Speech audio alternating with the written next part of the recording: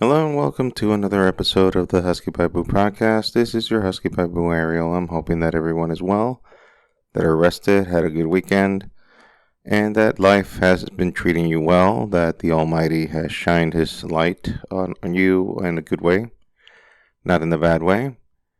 And let's get started. Thank you all for those of you who are still listening to this podcast.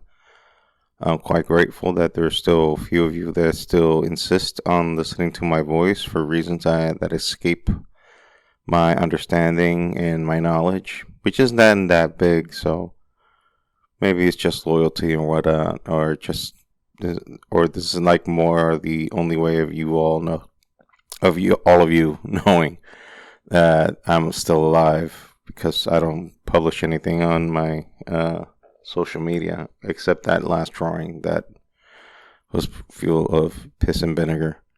I'm doing. This week was a mixed bag for me. If I haven't said it enough, just to clear up the air and let people know, I'm an introvert. I'm very introverted.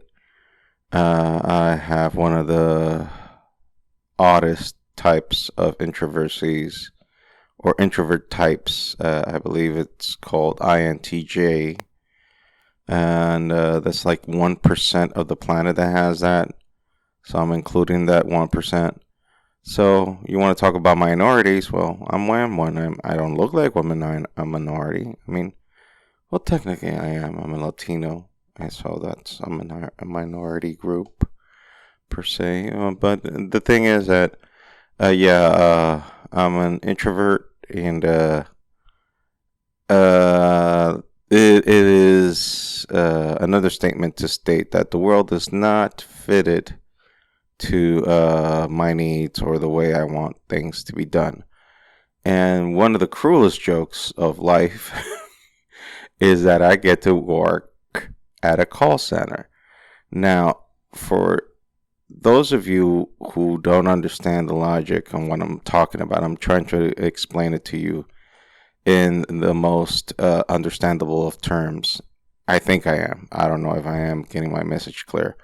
An introvert has problems socializing with people and is overwhelmed when they have to talk to a lot of people. So I mean, I've always felt this way, but I didn't know it until I was diagnosed with it or did the test to find out what type of person I am, which actually helped me a lot to better understand myself. And I always felt that way, but then after I did the test, I was like, "Oh, this certainly clears things up." So, yeah, introverts have a lot of difficulty socializing with people. That's why they mostly deal with themselves. They rather be by themselves and not deal with people.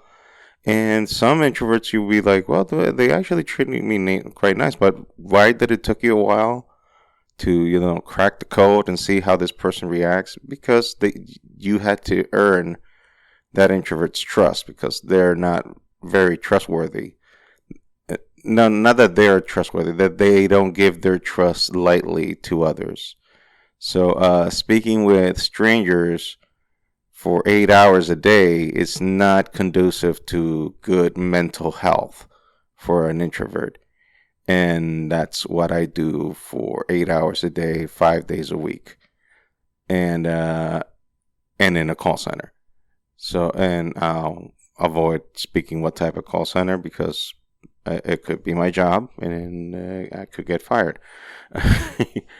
And needless to say, not to the fault of people or the businesses and whatnot. It's just that the way I'm wired is that these type of jobs wear me down and exhaust me emotionally to the point that I don't want any further contact with any other human beings on the planet. So it makes it very, very hard for me to have a conversation or to even want to have a conversation with other people. After a day's work, I just want to be left alone because all my emotional battery has been drained to the extreme. It's below zero. It is in the minuses. So I don't want to talk with anybody. That's why I would seem to others as if I am being a dick or an asshole. Not me wanting to be a dick or an asshole. It's just that I have nothing to give in the moment. And you know how people fake? They're like, well, it's not this person's fault that they're trying to be this way. I'm just indisposed at the moment, but let me pretend that I am, the faking that normal people do. I don't have that filter in my prism. If I'm drained, I'm drained, and I will let you know. I will make it clear to you that I don't have the time of day for you right now at this particular junction in time. I don't have the time of day for you right now. I don't have it. It's gone. It's been evaporated. It's been exhausted. I need more than 24 hours to recuperate, but guess what? In a few hours, the next day, I have to do this again. And guess what? The battery has not been charged. So guess what happens? I'm still going to get depleted. So I need minimum more than 24 hours to recharge this emotional battery that I have inside of me. Because introverts, contrary to the popular belief, we do feel, and probably maybe a little too much than normal. And that's been my case, that I feel a little too much. Excuse me. Thank you. So yeah, I gave all that long introduction as to let you know that this week was not a good week for me. I emotionally popped, cracked, whatever you want to call the term, and I was not well. I did not scream at a customer at the phone, so there was nothing of that nature that I did. But I was not well this week, and this week, I mean, I really cracked and found the bottom of the barrel, the proverbial bottom of the barrel for me emotionally, and it was tough. It was tough. I mean, so I was just trying to find my way back into something suitable that felt right, and well, depression kicked in and whatnot. I don't worry, didn't harm myself. I don't do that stuff. I could feel bad. I can go really low, but no self harming, any stuff like that. Because I know because no, that's not an option. So I got literally just what I can say is got my ass handed to me this week on an emotional level, and I survived it. I survived it. Now, me narrating all this to some of you will be like, "You fucking pussy! Why the fuck are you bitching about just talking with people over the phone? You don't. Well, that's too much for you? Well, yes, it is. An introvert, that's a lot to them to deal with. That's why introverts do better working alone. Introverts do better just not being bothered by people, because the type of the type of introversy that I have is just like they call them architects, because we know how to build systems by ourselves. We try to see things by every conceivable angle and follow up through logic what goes next. So we're kind of like predicting things to happen. So we're always like in this middle of this, waiting for the other shoe to fall, and this state of mind that is like always expecting, well, this shit is going to happen because this and this and this and this and that. So we're always like in a constant state of fright of what's coming next, not in a good way. So and we tend to like go always for the negative, not the positive. We always see the negative in others, not the positives in others. We always try. The thing is, it's difficult for an introvert to swallow the world as it was. I mean, I know I sound like a dick when I say this, and I apologize. A lot of people died. A lot of people suffered, and that I don't take any joy or any pleasure in that, and I don't mean to. But when the pandemic started, that was peak heaven for introverts because they told them stay outside, stay locked out, don't socialize. That's pretty much heaven for an introvert. That's pretty much you telling them, okay, you're going to heaven. And they started working from home. And the type of job that I had back then was I didn't have to talk with people. I was just filling in reports. And that was heaven to me. I was like, oh, like divine, divine. Because nobody was on the breathing down my neck. I hadn't to report to anybody. I just had to fill in reports, and that's it. That's it. No questions about it. No analyzing whether I was doing something right or wrong, because I knew I was doing my job right. Being there on time, doing everything, and I demonstrated that yes, I can do it. I can do it. I can do it. Excuse me. Now, economically speaking, probably not the best times of my life, but emotionally, yeah. At that time, yes. Emotionally, I was fine. I was completely fine. And why am I talking about this? Why am I bitching about a bad week of work? Well, because sometimes you gotta fall down in order to remind yourself as to why you're doing certain things. This is not your typical shit that you just do because, oh well, it is what it is. No, I what I'm doing is I'm trying to get my family here, which I miss like I cannot describe with words. I'm into the point that I can't even look at pictures of my wife and daughter because I'll just start bawling. And I talk to them every day. And I miss them. So now I'm in a make or break mode, and break is not an option. And I've already been cracked into a million pieces and been crazy glued up the yin yang. So right now, I've gotten my ass punched by life. Cracked like that fucking idiot passenger was bugging Mike Tyson, and Mike let him know what was good.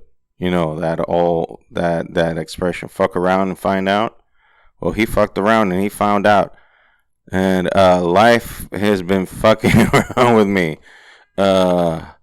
lately. But instead of just crying in the corner, shaking, vibrating, I'm like, oh my god, what am I gonna do? I'm actually being like, well, that was a kick in the balls, and probably lost a couple of teeth. My eyes are swollen. My body's beat up to the point of no recognition, but I'm breathing. I'm alive. So what the fuck is gonna go? What the fuck is gonna happen? Am I gonna keep getting punched? Probably. But what if I punch back? Oh, that's an option. You mean I can punch life back? You mean I can punch it right in the fucking nuts? You mean I can beat the shit out of life too? Well, I can try. I can try. Yeah. So, this week, which was one of the worst, emotionally speaking, weeks of my life, kind of woke up a beast inside of me. Kind of woke up something that has been dormant for ages. Something of a sort of an animal that I have been afraid of, because this animal inside of me pretty much does not give a fuck. Like, this animal really doesn't give a shit. And what life did this week was crack me to the point that it opened the cage for this animal that have tied up because, yes, and you're saying, why you're tying that thing up? That sounds good. No, because this also has a lot of negative shit. I've been trying to be a nice person, and I've never known how to dominate that beast. Now that beast seems to be in somewhat of freedom, and we don't know what's going to happen at this point. I can turn back into a bitch probably and go to the fetal position and get the shit kicked out of me again. Or this beast can come up and do something very fucking stupid. It's up in the air right now. It's really up in the air.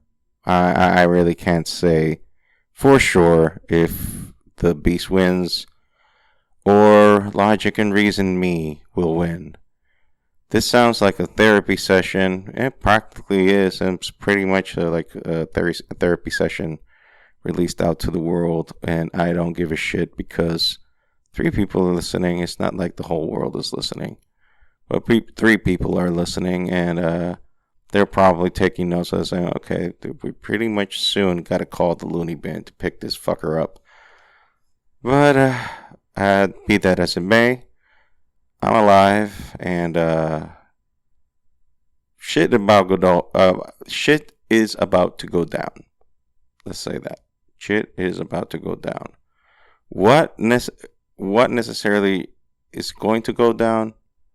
Let's stick around and find out. Let's see.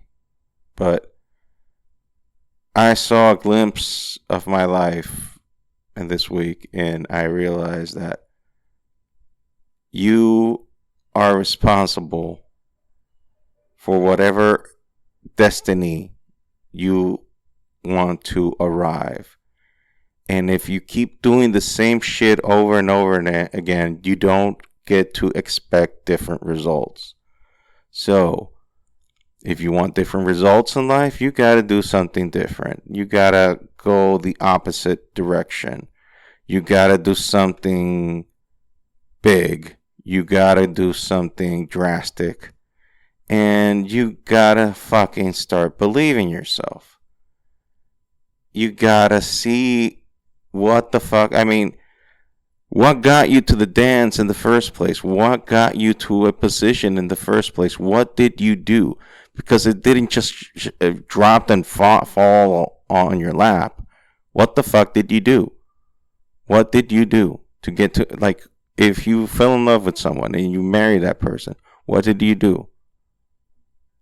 She didn't just fall in love with you out of nothing. It's not that because you just were there and you didn't say a word, you just, boom, attached to yourself like a magnet. No, you did something.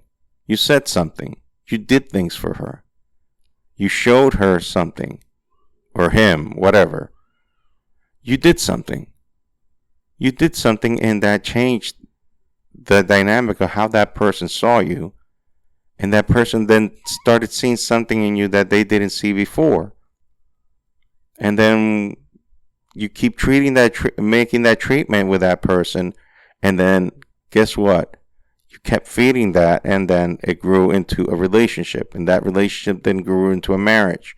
That marriage grew up into making the next step into evolving that relationship and that matrimony, which is creating a child between the both of you, knocking boots, whatever. Yes, fucking. So you did something. You did achieve something in life. And the first thing you ever achieved in life was being born. I mean, all the sperms that came out of your daddy. All the little semen came out of your daddy. And you were the one that decided to go inside that egg. And 9 months later, there were you coming out either out of your mama's belly or you know where. So yeah, Decisions. But I don't even remember that. It happened. You're here. So I don't care what level of loser you consider yourself. You did something in life to be here. You did it. Yes, you. You did it. So it's hard. It's difficult. It's not going to be given to you. It's not just going to happen all by itself. But guess what? It's in your hands. It's in your decision. It's in your side to take a stand and to decide, okay, I have a dream. What the fuck am I going to do to make that dream possible? Now, I'm not going insane here and saying start a killing spree or do something fucking negative to the world, but I am saying is this. If you are indeed willing to have a dream, what the fuck are you going to do?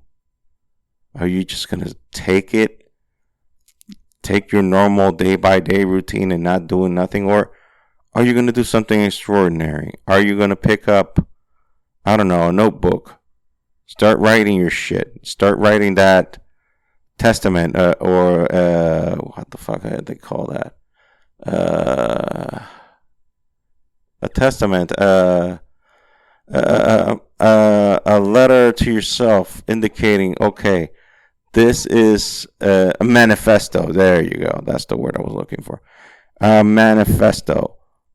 What are you going to write to yourself and let yourself know, like, you know what? This is the shit that's going to go down. This is what I'm going to do. And find ways of how to do that. Find ways of how to make it. And don't fucking be afraid. Find ways of how to make it. How to get to that zone. How to get to that point that you need to get to. Find a way. Don't stay stranded. Don't stay inactive. Don't stay stagnated. Do something. But do something in favor of your life, because it's your life. Nobody gives a shit about your life other than yourself. They'll start giving a shit after you are something. And this is not talking about getting rich or manifesting dreams or whatever the fuck. This is about being happiness, because fulfillment is when you do the things that you like. It's not necessarily about being rich or getting money or whatnot. It's just do the things that you love.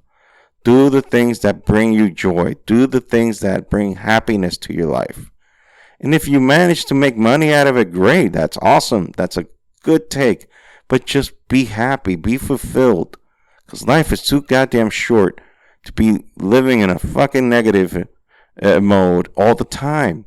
So, the punches life gave me this week, I'm going to take it into give it a big giant middle finger with two hands saying fuck you, then kick it 18 times right in the fucking dick, beat the shit out of it at UFC style, mount it on like Khabib, and won't fucking let go until that motherfucker taps. That's the fuel that I'm going to leave you there. So, thank you for listening. Remember the huskybalboapod.com website, which will give you the links to all former podcasts, all the other older podcasts. Also, our social media, that Ariel Duran at Instagram, Twitter, and also the social media for the podcast at Husky Balboa Pod. So, there. I said my piece. You have listened, and I'm wishing you all the best. This has been the Husky Balboa Podcast. This has been Ariel. Goodbye.